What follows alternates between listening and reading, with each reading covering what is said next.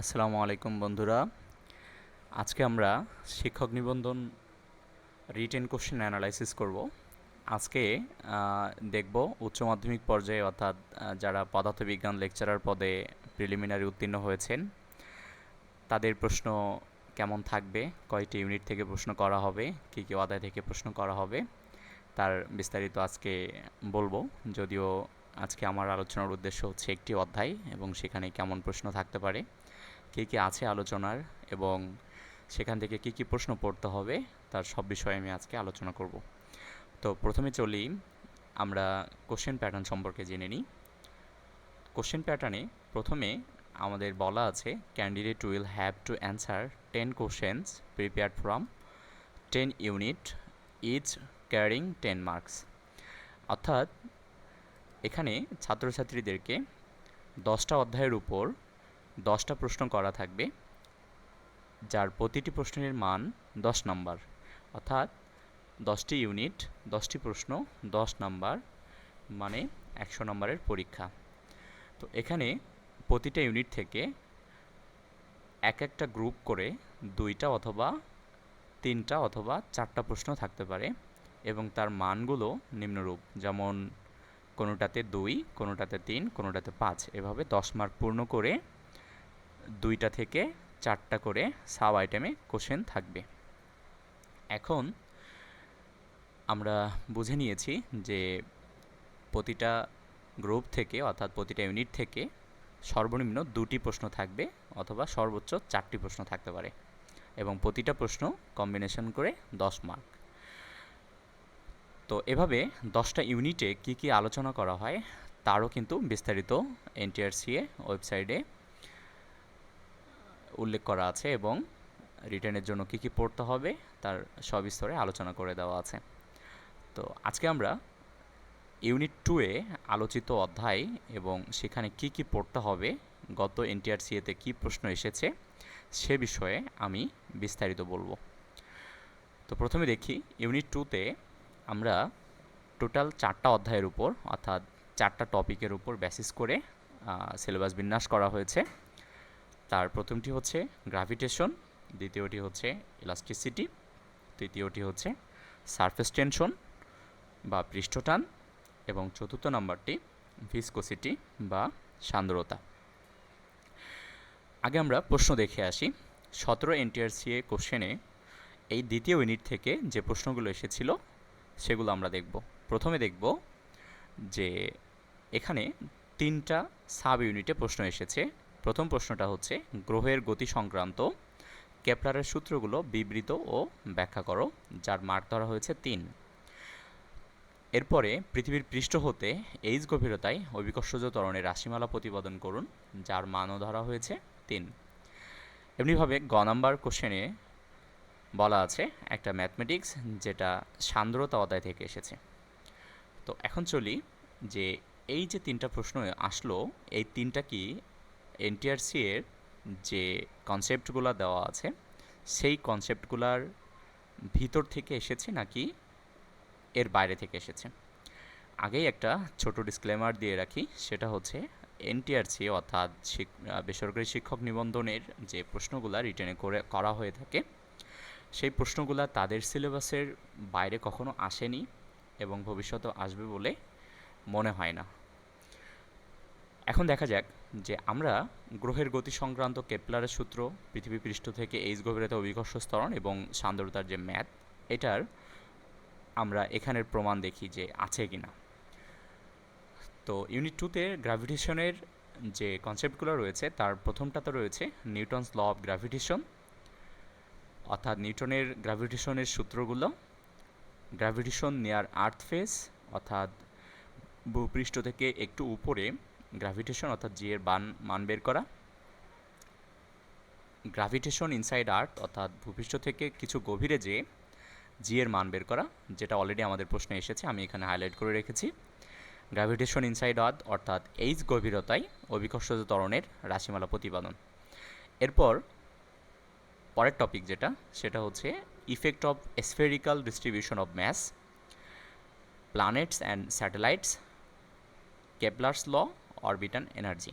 তো এখানে দেখেন যে কেপলারস ল থেকেও কিন্তু প্রশ্ন এসেছে, অর্থাৎ গ্রহের গতি সংক্রান্ত কেপলারের সূত্রগুলো বিবৃত, এটা কিন্তু এই গ্র্যাভিটেশন চ্যাপ্টার থেকে এসেছে। তাহলে আমরা দুইটা প্রশ্নই গ্র্যাভিটেশন থেকে পেলাম, এবং গ্র্যাভিটেশনের দুটি কনসেপ্ট যেটা হুবহু আমাদের এনটিআরসি এর যে রিটেন সিলেবাস সেখানে তুলে ধরা আছে।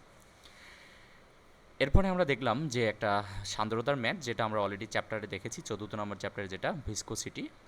এখানে কিন্তু সান্দ্রতার যে টপিকগুলো নিয়ে আলোচনা করার কথা বলা হয়েছে, সেখান থেকে কিন্তু ম্যাথমেটিক্সটা এসেছে। তো বাকি দুইটা চ্যাপ্টার অর্থাৎ ইলাস্টিসিটি অ্যান্ড সারফেস টেনশন থেকে প্রশ্ন আসেনি, এর মানে এটা নয় যে এখান থেকে প্রশ্ন আসবে না।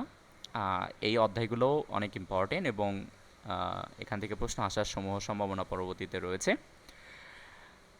গ্র্যাভিটেশন থেকে প্রশ্ন আসতে পারে, তার মানে এটা নয় যে ইলাস্টিসিটি থেকে প্রশ্ন আসবে না, এখান থেকেও প্রশ্ন আসবে। অর্থাৎ ইউনিট 2 এর এই 4টা টপিকের উপর বেসিস করে এমনও হতে পারে যে 4টা টপিক থেকে 4টা কোশ্চেন এভাবে 10 মার্ক, অথবা এমনও হতে পারে যেমন গ্র্যাভিটেশন আর ভিসকোসিটি মিলে এসেছে, এখানেও 10 মার্ক। তো এভাবে কোশ্চেন ডিস্ট্রিবিউশন করা হয়ে থাকে।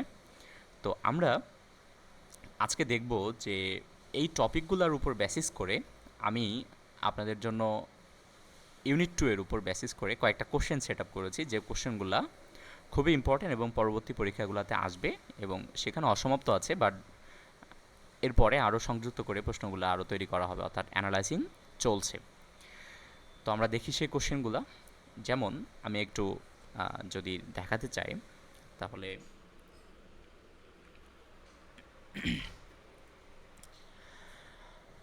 আমি প্রথমে টপিক ওয়াইজ প্রশ্নগুলো সিলেক্ট করেছি। যেমন গ্র্যাভিটেশন থেকে প্রশ্ন করেছি যে ভূপৃষ্ঠতে এইচ উচ্চতা জি এর মান, যেটা আমরা গ্র্যাভিটেশন নিয়ার আর্থ সারফেস এটা থেকে পেয়েছি। ভূপৃষ্ঠতে এইচ গভীরতা জি এর মান নির্ণয়, যেটা আমরা গ্র্যাভিটেশন ইনসাইড আর্থ, যেটা অলরেডি 17 এনটিআরসি প্রশ্নতে এসেছে। এরপর কৃত্রিম উপগ্রহের বেগ আবর্তনকাল নির্ণয়, যেটা আমরা প্ল্যানেট অ্যান্ড স্যাটেলাইট থেকে নিয়েছি।